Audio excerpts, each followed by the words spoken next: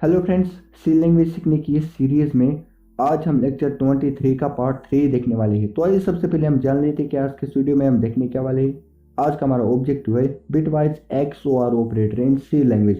तो बेसिकली हम bitwise operators देख रहे हैं और बिटवाइज ऑपरेटर सी लैंग्वेज में 6 होते हैं, जैसे कि आपकी स्क्रीन पर शो हो रहे हैं।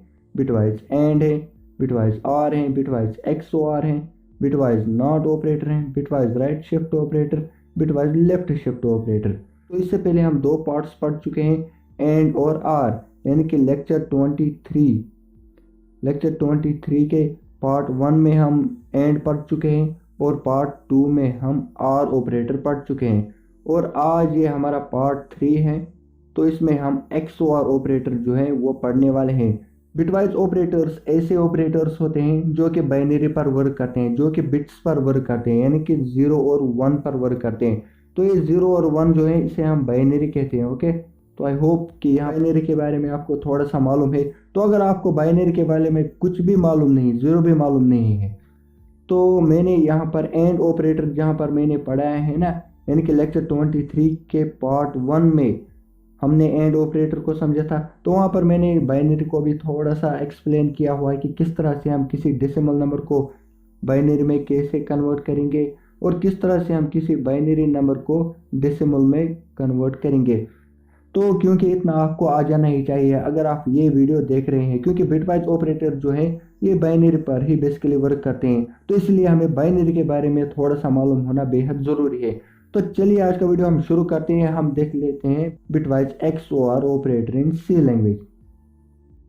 बिटवाइज XOR ऑपरेटर जो है ये भी दो ऑपरेंड्स पर ही काम करता है, यानी कि दो ऑपरेंड्स हमें इसमें चाहिए होते हैं। ओके, तो ये रहा बिटवाइज XOR ऑपरेटर का सिंबल, यानी कि जो भी हमें दो ऑपरेंड्स होते हैं ना, ऑपरेंड A सपोज और उसके बाद ऑपरेंड B जो भी होता है ना, तो उसके बीच में हमें बिटवाइज XOR ऑपरेटर लिखना होता है और इसका सिंबल ये रहा। ओके, तो दो ऑपरेंड्स हमें इसमें चाहिए होते हैं। यहाँ पर आप देख सकते हो मैंने दो ऑपरेंड्स लिखे ए और बी। ए और बी में हम क्या क्या बाइनरी में इनपुट कर सकते हैं। हम एक साथ या तो 0 0 दे सकते हैं, यानी कि ए भी हम 0 दे सकते हैं और बी भी 0 दे सकते हैं, तो इसका आउटपुट जो है वो 0 ही आएगा। और या तो हम ए में 0 दे सकते हैं और बी में 1 दे सकते हैं, तो इस केस में आउटपुट जो है वो 1 आएगा।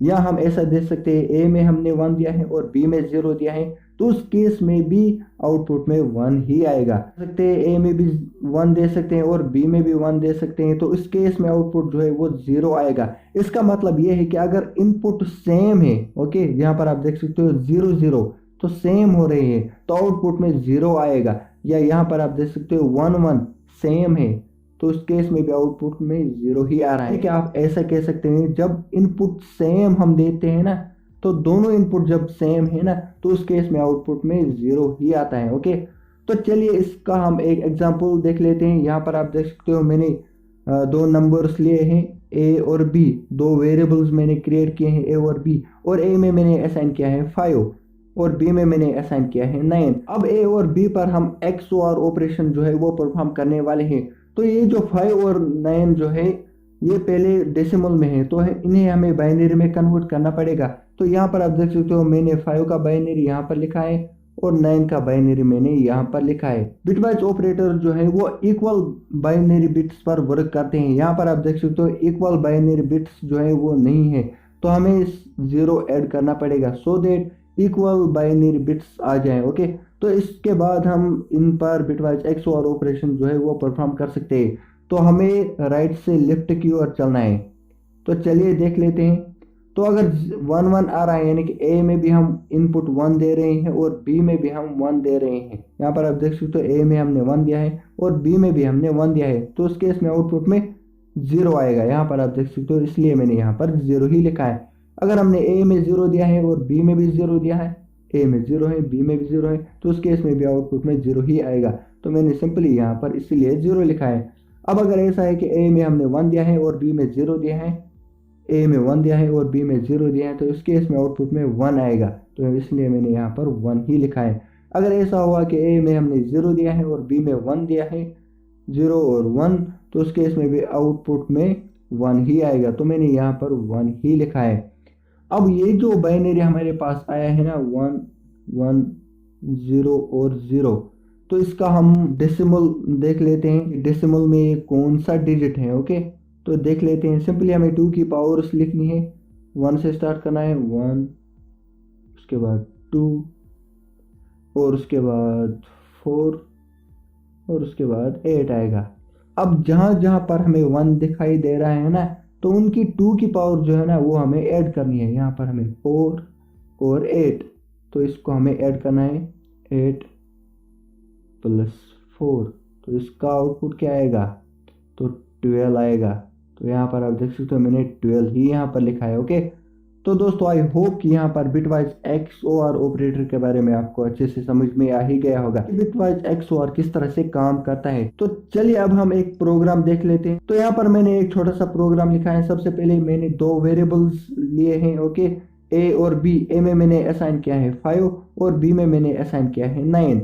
फिर से मैंने एक और इंटीजर टाइप का एक वेरिएबल बनाया है जिसका मैंने नाम रखा है आउटपुट, और आउटपुट में मैंने असाइन किया है A, और उसके बाद मैंने लगाया है बिटवाइज XOR ऑपरेटर, और उसके बाद B।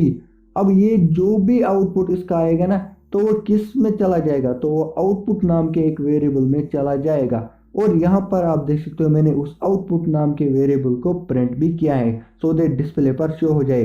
तो उसका आउटपुट यहाँ पर आप देख सकते हो मैंने लिखा है 12। तो इसको हम बनाकर भी देख लेते हैं। तो ये मैंने कोड ब्लॉक्स को ओपन किया है। सबसे पहले हम मेन फंक्शन लिख लेते हैं, और उसके बाद इंटीजर टाइप के 2 वेरिएबल में बना लेता हूँ। एक तो मैंने A बनाया है और दूसरा मैंने B बनाया है। अब इनमें हम कुछ वैल्यूज़ भी असाइन करेंगे, जिसके A में मैंने असाइन किया है 5, और B में भी हम कुछ असाइन कर लेते हैं जिसके मैंने किया है 9। ओके, तो उसके बाद इंटीजर टाइप का एक और वेरिएबल में बना लेता हूँ आउटपुट नाम का, और उसमें हम असाइन करेंगे A XOR ऑपरेटर और उसके बाद B। तो उसके बाद प्रिंटफ की मदद से हम इनको प्रिंट भी करेंगे, डिस्प्ले पर शो करेंगे। तो %d करके आउटपुट वेरिएबल का नाम। ओके, तो उसके बाद गेट ch फंक्शन। तो हमारा प्रोग्राम बन के तैयार हो चुका है। सिंपली हमें प्रोग्राम को सेव करना पड़ेगा और उसके बाद उसे कंपाइल और रन करना पड़ेगा। तो एक साथ मैंने कंपाइल और रन किया है। तो दोस्तों यहाँ पर आप देख सकते हो आउटपुट में 12 आ रहा है, जो कि बिल्कुल करेक्ट है। अभी हमने देखा है इसका आउटपुट। तो हम इसमें चेंज भी कर सकते हैं, जैसे कि यहाँ 5 है तो मैंने 15 लिखा है, यहाँ पर 9 है तो मैंने 19 लिखा है। फिर से चेंज किए है ना, तो अब फिर से सेव करना पड़ेगा और उसके बाद फिर से कंपाइल और रन करना पड़ेगा। तो दोस्तों यहाँ पर आप देख सकते हो इस टाइम इसका आउटपुट जो है वो 28 आ रहा है। तो दोस्तों आई होप कि यहाँ पर बिटवाइज XOR ऑपरेटर के बारे में आपको अच्छे से समझ में आ ही गया होगा कि XOR किस तरह से वर्क करता है। ओके, सो दोस्तों आई होप कि वीडियो आपको अच्छी लगी होगी। अगर अच्छी लगी हो तो मेरे वीडियो को लाइक कीजिए, शेयर कीजिए। इस तरह के और वीडियोज़ अगर आप देखने में इंटरेस्टेड है ना, तो हमारे चैनल को भी सब्सक्राइब कर सकते हैं। साथ में बेल आइकन भी दबाएं ताकि जब भी हम कोई नया वीडियो बनाए उसकी नोटिफिकेशन आपको सबसे पहले मिले। Thanks for watching.